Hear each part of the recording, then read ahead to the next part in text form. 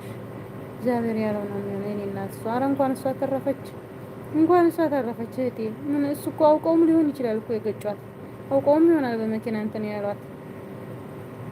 ምን ይታወቃል? ገፋ አድርገው እቃዋን ይዘው አሁን ላይ እኮ እንደዚህ ነው የሆነው ሀገራችን ላይ።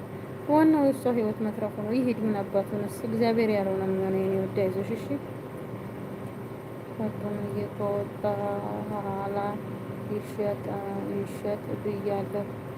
አዎ እሱ ከወጣ በኋላ የሚስተካከለውን ነገር አስተካክሎ ሽጦ ሌላ ነገር መያዝ ነው ደግሞ።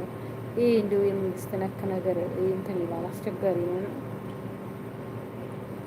አራንተሽ እንኳንም የተረፈች ፈተና ሲመጣ በላይ በላይ ነው። አዎ የምር አንድ ፈተና ሲመጣ በላይ በላይ በላይ ነው። ግን ያን ፈተና ከወጣሹ በላይ ደግሞ ያለውን እንትን ታዩ ምን ልበልሽ፣ የምሬ ነው። ግን ያን ፈተና እግዚአብሔር እንኳን ያውጣችሁ።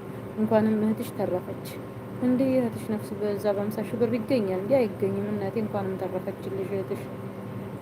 አውቀው ነው የገፈተሯት እኮ ነው ስምሽ። አውቀው ነው ግፍትር አድርገው እንደዚች። በተለይ ነቃ ነቃ ያለ ሴት ታዩ ምንም ይሁን ሴት የሚሆን ወንድ የሚሆን ግፍት አድርገው ይዘው ላሽ ነው። አሁንማ እንደዚህ ነው።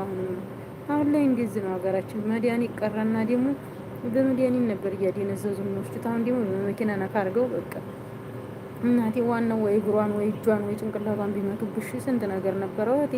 ኧረ እንኳንም እግዚአብሔር እሷ ተረፈች እንዴ።